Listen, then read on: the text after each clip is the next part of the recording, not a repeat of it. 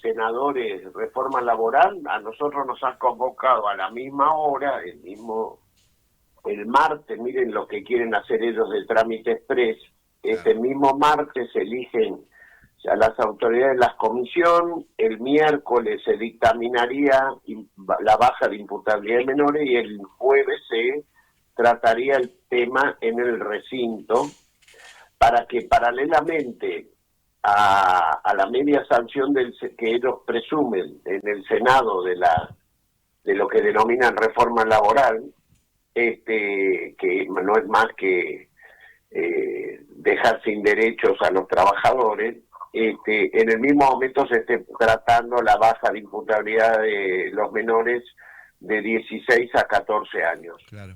Ahora todo tiene que ver con todo. Admiramos a Bukele, queremos ser El Salvador, y nosotros no queremos ser El Salvador, nosotros no somos Bukele, nosotros no vamos. Por eso firmaron ese acuerdo payasesco ayer con Estados Unidos, al igual que Bukele, y nos quieren equiparar a El Salvador y Guatemala, que son los otros dos que firmaron ese tratado de comercio con Estados Unidos. Claro. Ahora, diputado, más allá de que, según Patricia Bullrich, en el Senado hay ya un consenso, y más allá de que hay, disculpe la expresión, ¿no?, casi grotesca y a veces hasta puede sonar irrespetuosa, pero mi concepto es que hay gobernadores que por un cordón cuneta se vendieron, pero más allá de ello, tengo entendido, y desburrame, diputado, que más allá de la oposición, que no es por la oposición misma de ustedes, en el caso tuyo, diputado, hay una contrarreforma, o por lo menos una idea que van a tratar de que se debata, ¿no? Bueno, primero voy a decir, nosotros como bloque hemos presentado proyectos distintos diputados, entre los cuales está el mío de la contrarreforma laboral. Pero en el día de ayer hemos tenido una larga reunión, el bloque, todos los autores de proyectos de reforma laboral, contra la reforma laboral, y hemos unificado en un dictamen común. O sea, los 94 diputados nacionales de Unión por la Patria vamos a tener un dictamen propio, común. Eso es muy importante, porque giraban, que buscaban dividirnos, buscaban esto, buscaban lo otro. Quiero darles a ustedes la primicia, porque esta es la verdad. Ayer se tomó esa decisión, estábamos todos los autores del proyecto, y bueno, y vamos a defender los derechos de los trabajadores con orgullo. Nosotros creemos que el derecho a un trabajo con remuneración justa, el trabajo es el ordenador de la vida cotidiana de las personas, el Estado debe ser proveedor del trabajo. El 14 bis de la Constitución establece, para hablar de la Constitución que está en vigencia, la protección al derecho del trabajo, que tiene que ser sueldos dignos, que tienen derecho a jubilarse, que tienen derecho a vacaciones. Todo eso estamos defendiendo. El derecho al aguinaldo, que lo tenemos tan incorporados a la vida cotidiana que ahora nos quieren derogar a todos esto. Entonces nosotros vamos a ratificar los derechos que supimos conseguir, porque el derecho del trabajo es un derecho que los tratados internacionales consagran como derecho humano, La Organización de Naciones Unidas establece que el trabajo es un derecho humano. Entonces no es una mercancía, no es una mercancía. Y en ese criterio es que vamos a estar discutiendo.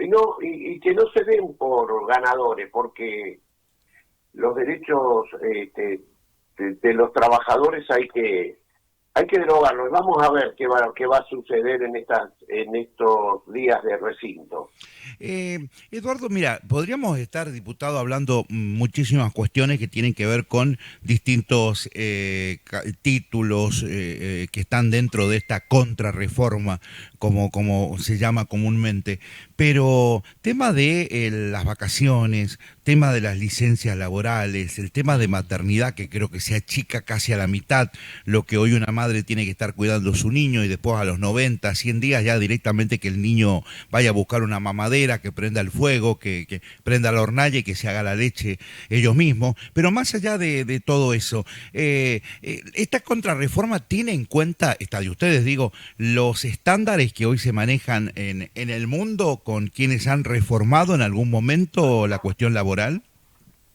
No te cuenta, no, con respecto a lo que estás hablando, proponemos una licencia por paternidad de 90 días y la ampliamos, ¿no?, a que la licencia por maternidad a 45 días anteriores al parto y hasta 81 días posteriores. Claro. O sea, estamos creando licencias específicas para el cuidado de familiares, entendiendo que el cuidado es una responsabilidad social y no solo de las mujeres con el objetivo es reducir la brecha de género en el mercado del trabajo, y fija que el Estado debe asegurar mediante políticas asistenciales la transición progresiva hacia el empleo formal para combatir la informalidad. Todo esto es el proyecto de contrarreforma en este tema específico de las licencias por maternidad que vos me estabas preguntando. ¿Tiene que ver también o incluyen ustedes un tema que a mí me preocupa mucho, doctor? Porque en un momento, época de Fernández y quizás hasta de Macri mismo, que Macri tuvo más respeto por algunas cuestiones que este gobierno, se hablaba del salario mínimo vital y móvil, que últimamente está tan depreciado y que incluso en un momento los planes sociales, que hoy se llaman volver y acompañamiento, antes eran potenciar o salario complementario como cuando nacieron, se basaban en el 50%, pero ese tipo de planes, asistencias, hoy está congelado desde diciembre del 23 en 78.000 pesos, que no alcanza para nada. ¿Contempla, y esta es la pregunta concreta, en algún apartado esta contrarreforma, el tema del salario mínimo vital y móvil? Sí, claro, lo contemplamos e inclusive estamos como necesitando y estamos pensando el instituto de actualización, porque ahora con lo que está sucediendo con el INDEC, hasta deberíamos, eso lo empezamos a trabajar ayer, hasta deberíamos ver cómo es esa actualización del salario mínimo vital y móvil, porque claro, la inflación corre y galopa, a pesar de la renuncia de la Baña o no renuncia de la Baña, ¿se entiende? Sí. Me parece que hay algún el instituto que de acá al día que se trate la reforma con los hechos, con los últimos acontecimientos, vamos a plantear. Bien. Diputado, buenos días, David los saluda. Quería hacerle una consulta con relación a la contrarreforma laboral y uno de los puntos que también hoy en día nos invade y cada vez va aumentando es que tiene que ver con la regularización del trabajo de las personas que trabajan en distintas plataformas digitales, por ejemplo, la nueva era del trabajo. ¿Cómo se regularía o si está implementado ese punto particularmente con relación a eso? Bueno, nosotros creemos que hay que dotarnos de derechos a esas personas, derecho a la salud, derecho a un salario digno, derecho a vacaciones, a todo lo que no tienen. Fíjense, hoy se denomina a los trabajadores de plataforma, se denomina que están en el trabajo informal, ¿no?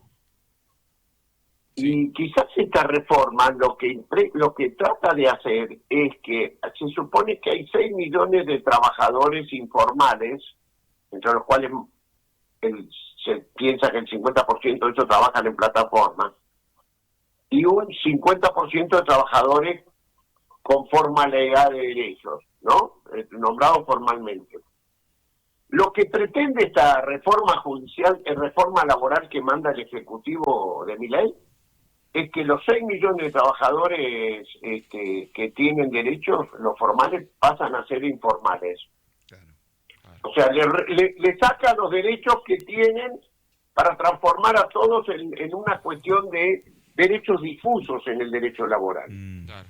Respecto de de los trabajadores de plataforma, nosotros damos pautas de conductas que conformarían una relación laboral, ¿no? Como es la dirección, que tiene una dirección que los conduce, el tema de la conexión con el cual se trabaja en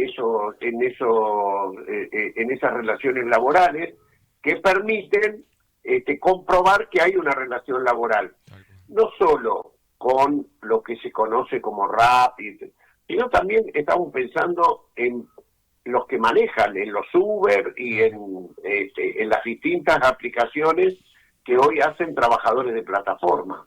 Es fundamental poder resolver esta situación. Doctor, de mi parte la última. Es doble la pregunta. Primero, sé que hay varias ideas plasmadas en el papel que tienen ustedes como partido hoy opositor al oficialismo. Quiero preguntarte si van a ser varias las presentaciones o si la han unificado. Y dentro de la misma pregunta, más que pregunta una opinión, desde la Revolución Francesa, pasando por la Revolución Industrial, la era de la tecnología, siempre el trabajo fue una variable de ajuste para muchos. ¿Considerás, o quiero tu opinión, más que una respuesta, que hoy en vez de que este siglo XXI necesita que la gente gane más derechos y no los pierda, hoy es errado en ese sentido esta idea del gobierno nacional? Siempre que tomaron el poder lo que se denomina el antiperonismo, sucedieron dos cosas: que intentan derogar los derechos laborales y que sube la desocupación. Muy por el contrario, en la historia argentina, quienes dotaron de derechos laborales son donde menos desocupación hubo y más crecieron empresas. Yo te voy a poner un ejemplo. A ver. Los 3 grandes grupos económicos hoy en la Argentina, Techin, Clarín y Arcor, que según la AEA, la Asociación Empresaria Argentina, son los 3 grupos más grandes de la Argentina, fueron creados al calor de los derechos laborales a los sancionados en 1947. Claro. En el año 44, Perón sancionó 44, el Estatuto del Periodista, que ahora lo quieren derogar, y el Estatuto del Personal Administrativo de Medios, que le costó la guerra con Gainza Paz, que era el dueño del diario La Prensa, con un gran poder en aquel tiempo. Sin embargo, en el 45, con la plenitud de los derechos laborales sancionados en ese estatuto, Roberto Noble construyó Clarín, y no quepa duda de que con el auxilio de Apol, que era el secretario de Medios, Clarín llegó a ser hoy el poder, el diario, la corporación mediática que es. Techin, miren qué historia con respecto... Bueno, a ver, diputado, perdón que te interrumpa. En el 44, por ejemplo, Perón decía que había que agregar, que incorporarlo al obrero al sistema como consumidor y alejarlo de otro tipo de influencia. Imagínate la necesidad que tenía Perón de incorporar a esa gente, que él le dio derechos a la rueda económica del consumo, ¿no? O sea que por supuesto. Pero por eso digo que con plenitud de derechos se formaron estas empresas. Estoy dando ejemplos. Perón quería construir un gasoducto. Mirá qué paradoja con lo que están haciendo ahora, ¿no? Que es el primer gasoducto argentino de Comodoro Rivadavia para traer gas a la ciudad de Buenos Aires. Claro. Lo convocó Agostino Roca, que era un italiano que venía de ser presidente del ente del acero italiano, y le dijo: construyá una empresa que necesito construir este gasoducto. y se conforma Techín, con todos los derechos sociales sancionados por el peronismo en el año 47, pues esto sucede en el 48, que se habla, en el 47 se hace la declaración de los derechos del trabajador, y al año siguiente se construye Arcor, la familia Pagani, y miren dónde llega con plenitud de derechos laborales. Hoy, estas empresas han reducido su caudal de producción, cerrando con reducción de derechos. Esto es lo que yo quiero explicar. La reducción de derechos laborales nunca trajo mayor generación de empleo y de trabajo. Muy por el contrario, coincide con las etapas recesivas de la Argentina. Seguro. La última, y para que qué más que pregunta para que quede claro, el Senado convoca al 11 porque este proyecto ingresa por Cámara Alta, pero ustedes también están convocados, y repito y tomo frase de respuesta de la primera pregunta que respondiste, diputado, quieren hacer todo rápido, tipo express. Así es. Quieren destruir el Estado en el mes de febrero. Está planteado la baja de la imputabilidad de menores, está planteado la ley de glaciares para que vengan a destruir nuestra minería, a destruir nuestras riquezas naturales y llevarse lo que ellos quieren, que es los minerales raros, como le denominan, en el cual está consolidado este tratado que acabamos de enterar ayer, que firmaron con Estados Unidos, al igual que El Salvador y Guatemala. El objetivo expreso de Patricia Bullrich, ser Bukele, y a su vez también pretenden, me está quedando algún otro proyecto que me falta de este mes de febrero extraordinario que quieren tratar. Bueno, el acuerdo con la Unión Europea y el Mercosur, que todavía los papeles, los 8.000 fojas no aparecen, y donde vemos que la industria automotriz y la industria textil y la industria del calzado va a sufrir un gran fuerte golpe. ¿Seguís siendo, disculpame mi ignorancia, el titular de la comisión del Mercosur, diputado? Bueno, hasta el 10 de diciembre, que terminó el periodo de sesiones ordinarias, lo eras. Era el presidente del Mercosur. Ahora, con motivo, siempre la tuvo la oposición a la comisión del Mercosur. Parece que ahora, con motivo de que está este tratado, lo va a querer el oficialismo. Estas son versiones periodísticas, pero no se ha constituido. Bárbaro. Debería constituirse en esta semana que viene. Eduardo, te voy a comprometer para volver a charlar seguramente con los álgidos debates que serán las sesiones en ambas cámaras. Un gusto haberte escuchado y disfrutar el fin de semana, que viene lindo la vuelta. Muchas gracias. Abrazo, Eduardo querido, muchas gracias. Hasta luego. Bueno, Eduardo Valdés es diputado de Unión por la Patria.